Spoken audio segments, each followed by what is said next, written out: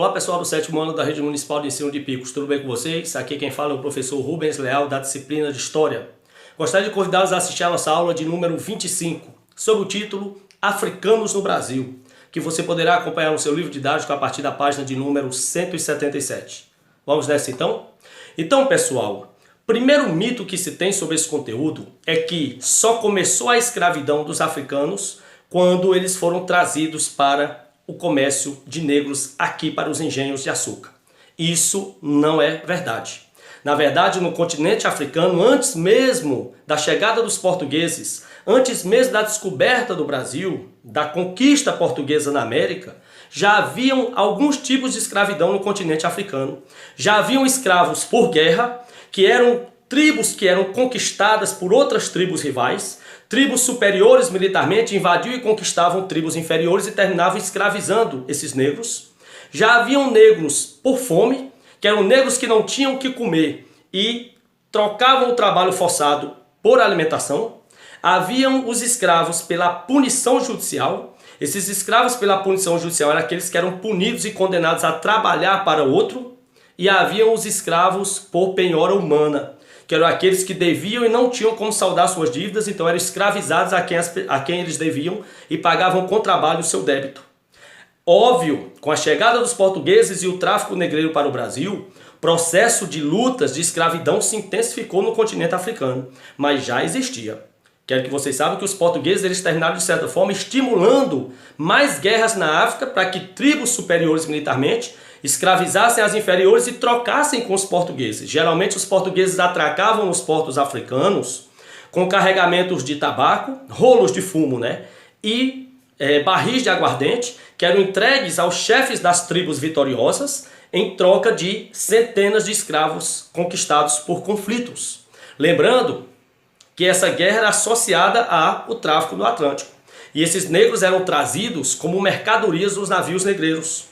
Navios que as condições eram tão deploráveis de translado, de transporte pelo Oceano Atlântico rumo ao Brasil, que eram muitas vezes chamados de navios tumbeiros, porque alguns desses escravos adoeciam e morriam antes mesmo de chegar no Brasil, durante a viagem pelo Oceano Atlântico. É bom lembrar que chegando aqui no Brasil, os que chegavam aqui atuavam principalmente nos portos do Rio de Janeiro, da Bahia e de Pernambuco, que eram as áreas que tinham mais engenhos próximos do litoral, portanto, o mercado era mais aquecido. Tinha mais senhores de engenho desejosos de comprar esses escravos para aumentar sua mão de obra nas lavouras canavieiras. Havia também a necessidade, com o passar do tempo, de explorar a mão de obra negra africana nas minas de ouro descobertas no centro do Brasil. Então, os negros que a princípio eram usados nos engenhos de açúcar, com a descoberta das primeiras minas de ouro no início do século XVIII, foram transferidos para lá, que era uma atividade muito mais rápida e lucrativa. Lembrando que aqui no continente americano, a vinda de negros atingiu um patamar estimado de 10 milhões e meio de negros escravos africanos. Desses 10 milhões e meio que vieram para todo o continente americano, cerca de quase metade, 4 milhões e 800 mil, virem para o Brasil.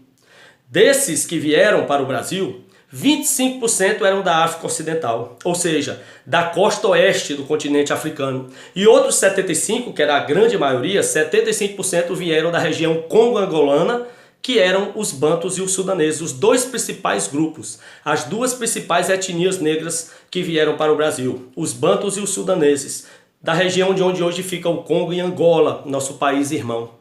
É bom lembrar que chegando aqui, os laços familiares acabavam. Esses negros eram trazidos, levados para as feiras livres e quando comprados, muitas vezes eram separados, porque senhores de engenho compravam membros de famílias diferentes e ali eles não se viam mais. Irmãos acabavam seus laços, pais, filhos, mães, porque cada um caminhava para um engenho diferente. Eram tratados como verdadeiros animais separados na hora que chegava aqui nos mercados. Os negros que iam aos montes para os engenhos para exploração no trabalho. Era uma carga horária de sol a sol, entre 12 e 14 horas diárias, em troca apenas de uma alimentação ruim, muitos castigos físicos e humilhações. Claro que haviam resistências. Muitos negros cometiam suicídios, negras grávidas abortavam e, óbvio, haviam muitas tentativas e fugas concretizadas. Inclusive a formação de quilombos, O mais famoso deles, o Quilombo dos Palmares, organizado na Serra da Barriga, na época pertencente à capitania de Pernambuco. Só que hoje a Serra da Barriga fica no estado de Alagoas. Lembrando que Palmares foi apenas o maior, o mais famoso dos quilombos, mas haviam centenas de comunidades quilombolas por todo o interior do Brasil.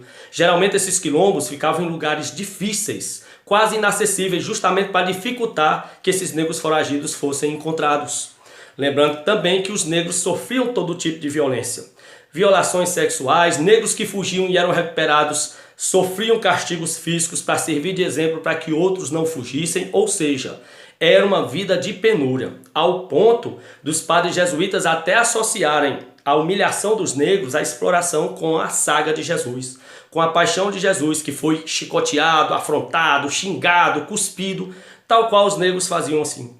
Aqui no Brasil, os negros foram a mola mestra, o braço que fez essa economia do Brasil ser pujante. Os negros foram braço nos engenhos de açúcar, os negros foram essenciais na exploração das minas, na produção do café, ou seja, muito do que devemos enquanto nação vem da raça negra, dessa matriz africana que chegou trazendo tudo que era bom, inclusive seus traços culturais, religiosos e a força de trabalho que foi essencial para a construção do nosso país. Forte abraço e até a próxima.